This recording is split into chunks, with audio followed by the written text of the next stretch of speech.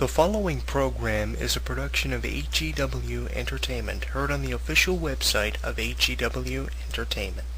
It's that time once again for HEW Entertainment Radio. And that's all I got to say about that. Hosted by Jonathan Clarke.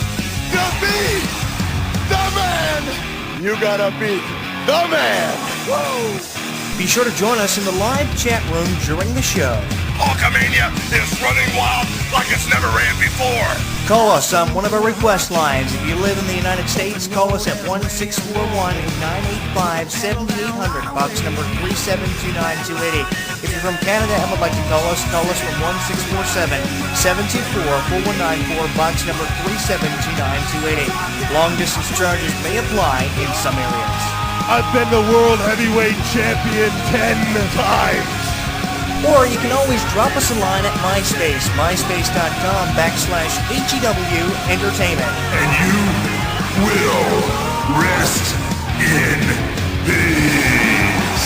Emailing us works for you too. Email us HEWWrestling@hotmail.com. I am a wrestling god. JBL.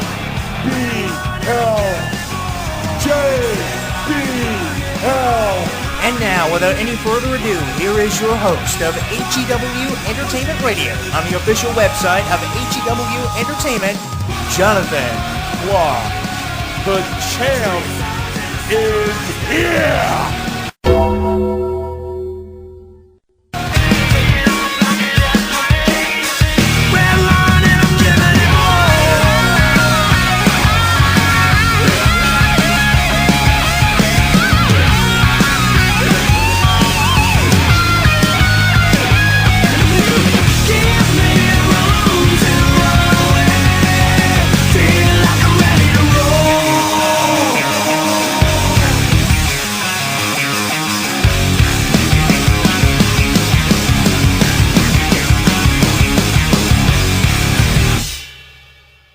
Jonathan Clarke, very pleased to welcome to my show an individual I've heard about from time to time, quite often, Canadian independent wrestler Sexy Eddy. How are you doing? I'm doing great. Jonathan, I hope you're doing great, and I hope all the ladies listening tonight are doing fabulous. Who came up with this Sexy Eddy name? Was that something you did, or was it a promoter? This goes way back. This is from myself. Inspirations, and a lot of wrestlers will tell you the Heartbreak Kid, Shawn Michaels, inspired them to get into wrestling. Watching some of his matches, I was like, the ladies are cheering for this guy. Once his music hits, they're going bananas. So I just figured, you know what, I want to try a sexy character, see how that goes. And people just were like saying, oh, Sexy Eddy, it's simple, it's easy, it's catchy, it's easy to chant. So I thought, you know what, I'm going to come out in underwear and call myself sexy, and the girls are going to throw themselves at me. Right. Well, it didn't quite work out as I had planned. I was single at the time, hoping to get some girlfriends. That didn't work out. But as the years went by and I got comfortable with the character, it was just natural, a natural evolution. The girls just flock to me now. They see the sex appeal. They see it's my natural energy. It just emanates when I'm in the ring. What more to say? I mean, you saw my action in the ring. You can go on YouTube. You can check it out, and you hear the girls yell. This is my adrenaline. This is my life. This is what I do. I have a lot of fun doing it. And as long as there's groupies, girls at the end of the show, Sexy Eddy is always ready for a go. Right, definitely. Now, so the underwear and ring attire thing doesn't frighten the promoters. Who are some of the names that you've worked with that you have on your resume here? I've worked with some of the big names, like in WWE. I've gotten a chance to work with Brutus Barber Beefcake. Yeah. I worked with Hacksaw Jim Duggan. I did a match a couple years ago with Awesome Kong, who's now Karma in WWE. Guys from TNA, I've wrestled Shark Boy. I've wrestled, who else was there? Sanjay Dutt, who was and Tyson Dukes, who were in TNA before. Actually, in last summer, I got to do two big matches. I got to wrestle Val Venus one-on-one which was Sexy Eddy versus Val Venus, was a big draw.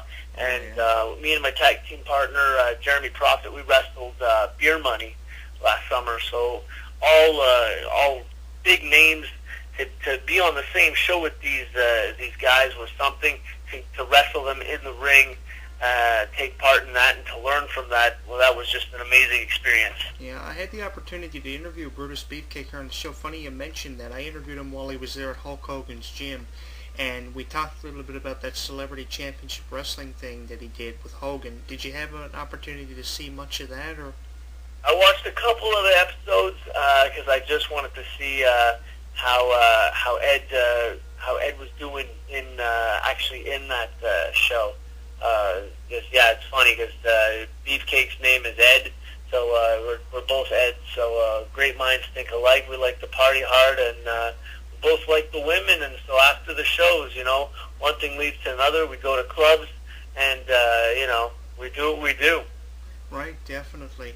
Now, Edge's retirement sent shockwaves up and down the wrestling business. Took me off guard because I thought he was retiring at WrestleMania 28. How did you feel about that when you heard about that? Be it that you're from Canada, I'm from Canada, and it kind of hit home for us. Yeah, no, you hear things like that. It's you got, first off, you got to be skeptical. You're sad for the wrestler, right? But sometimes it's like some people will tell you it's one thing. It's better to leave on your own terms than it is to be forced to leave due to injury, due to whatever circumstance. When you're on top and you choose to leave is the best time. Some wrestlers, they might drag it on too long, and the star fades as time goes by, and it sometimes could be depressing. So sometimes you got to call it quits, and you know what? Even then, you retire from wrestling. It's never 100% retirement. I mean, look at Terry Funk. He's one of the best examples. Even then, Ric Flair, when he did his Raw retirement, things happen, people come back. It's hard to leave this business. Now, whether you leave it as a wrestler, you might come back as a manager, you might come back behind the scenes as a promoter. There's maybe a script writer even. Yeah. So, never say never. That's my motto for wrestling retirements.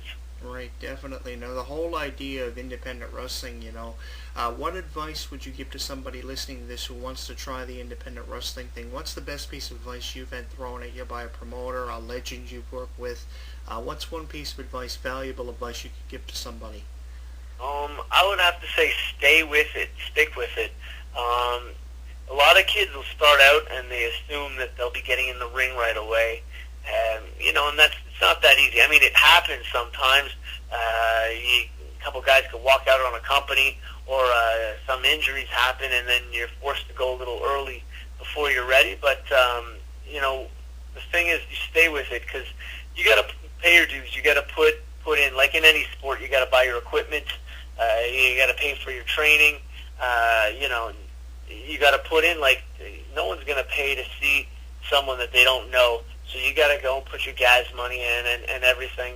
So you're putting in, but, in the long run, and I'm a perfect example of this, wrestling does pay off. I mean, if you can strike the right chords with the fans, if you can make a connection, and if you're really good at what you do, you can make a good living off of it. Right. So that's my best advice, is to stick with it. Second thing also, I'd like to say, because I just gave this advice to a kid last week. He was going to a wrestling school, and I told him, you know what, shop around. If you're going to buy something, if you're going to buy anything, you want to go to different stores and get a good deal, right? You want to get the best quality also. Told him the same thing goes for wrestling schools. They're all going to tell you they're the best. Thing is, you got to go watch all the shows. You decide which matches you like the best, which characters you like the best, and then you know what? When you found something that you really like overall, that's the school that I would recommend you go to. And even if it's a little more expensive, you get what you pay for, right? Right. So that's my main advice. I want kids to stick with it, but shop around, check all the options that are available. Because when I started wrestling, I had no clue that there were 10 shows in my city going on like on a given Saturday night. Yeah. So that's the thing that I was like amazed at. But once you're in the world of wrestling, then you find out, okay, that's the competition. That's these guys. Okay, so there's this company running. So you've got a lot of options. So now with Google it, check it out, type in your city, type in wrestling, see what pops up. Do your homework, and if you can, if you have a reputable trainer, that's important too. Someone at least who's been there. But, you don't have to sign your life away. Do a couple of courses. If you don't like it, go somewhere else. Right. I mean, you have Harley Race's Wrestling Academy. I've spoken to Harley Race a number of times. You have Vader opening up his own wrestling school. Chris Hamrick, who's been here on the show also. They all have these phenomenal wrestling schools, but you have to pick the school that suits you best and the one that makes you happy. And if you can find happiness, which is kind of hard to come by in the business nowadays, friends and happiness, I mean, what more can you ask for? Yeah, no, I mean, hopefully you can find something also that's close to home, because it's a big step to move out, to pay for your courses. You're going to need a side job, too, when you're going to somewhere and you don't have many friends, and then you got to, put in more money. If you can, I'd say start with something local, and then, I had a couple friends, too. They got trained, started doing shows, and then they decided, like, hey, let me contact Florida Championship Wrestling, and see if I can get through there. So, you don't want to start off right away with the basics.